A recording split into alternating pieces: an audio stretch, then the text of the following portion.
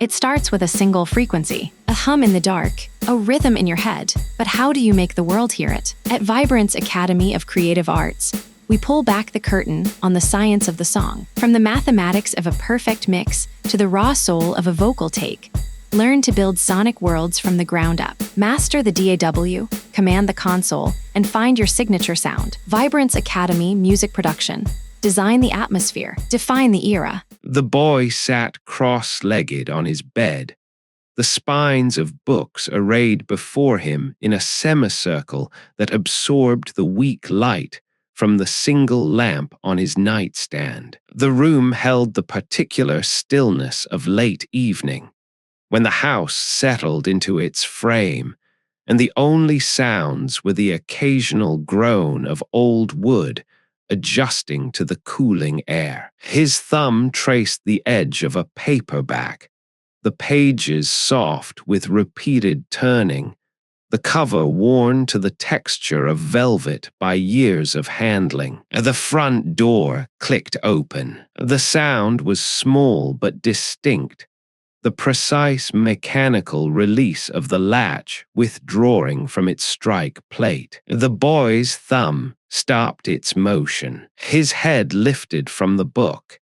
his gaze moving toward his bedroom door, which stood slightly ajar, revealing a sliver of the darkened hallway beyond. The house offered no further sound, no footsteps, no voice calling out, no second click of the door closing. He waited. The lamp cast its small circle of light, leaving the corners of the room in shadow. The air remained still, carrying the familiar smells of his space: old paper, the faint musk of unwashed laundry, the dust that gathered on surfaces no matter how often he cleaned. And nothing moved, and nothing changed. Then the footprints began. They appeared at the threshold of his bedroom door, visible first as a single dark impression on the carpet,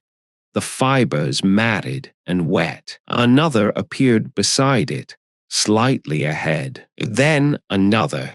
A trail of damp footprints, each one the clear outline of a bare foot, each one darker than the carpet around it, advancing in a straight line toward his bed. The boy's body went still. His hands remained frozen on the book, his thumbs pressed against the worn cover, his knuckles white with the pressure of holding. His eyes followed the footprints as they continued their advance, one after another, the rhythm of a walk, the pace of someone crossing a room with purpose. The air changed. The temperature dropped, not gradually but instantly, as if a door had opened onto a winter night. The boy's breath became visible, a small cloud that formed before his face and dissipated in the cold. The smell of the room shifted,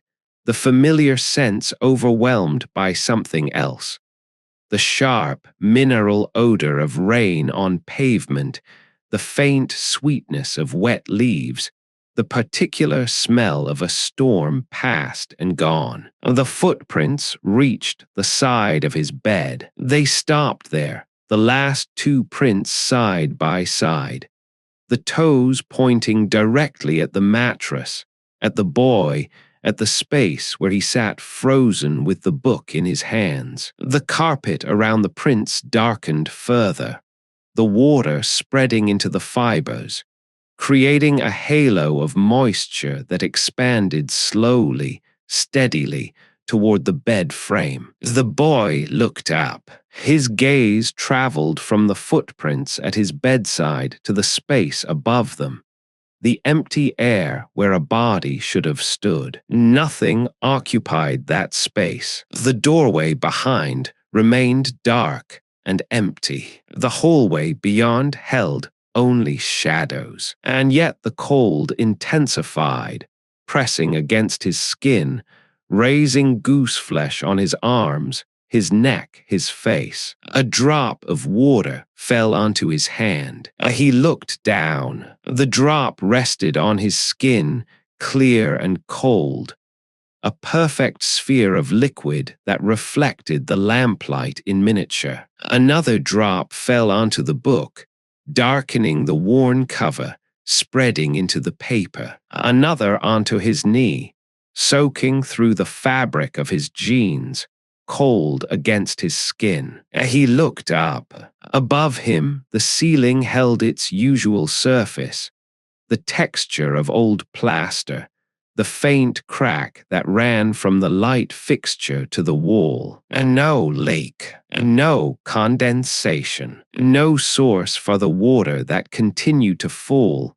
faster now, drops landing on his shoulders, his hair, the pages of the book, the surface of the bed. The footprints at his bedside grew darker, wetter, as if the invisible feet that had made them were still there, still standing, still dripping onto the carpet. The water spread toward the bed frame, reaching the wooden leg, climbing the grain in a thin, dark line. The boy's hand moved, slowly, with the deliberation of a body operating outside of thought.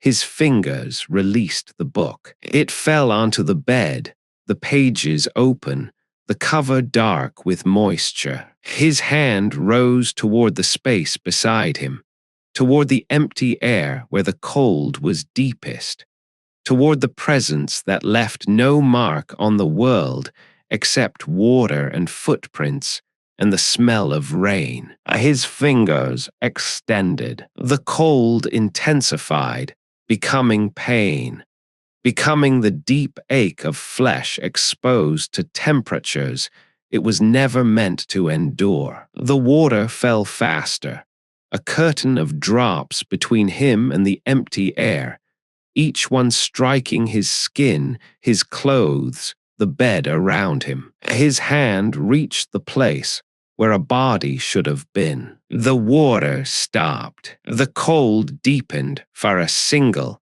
eternal moment, and then something closed around his wrist.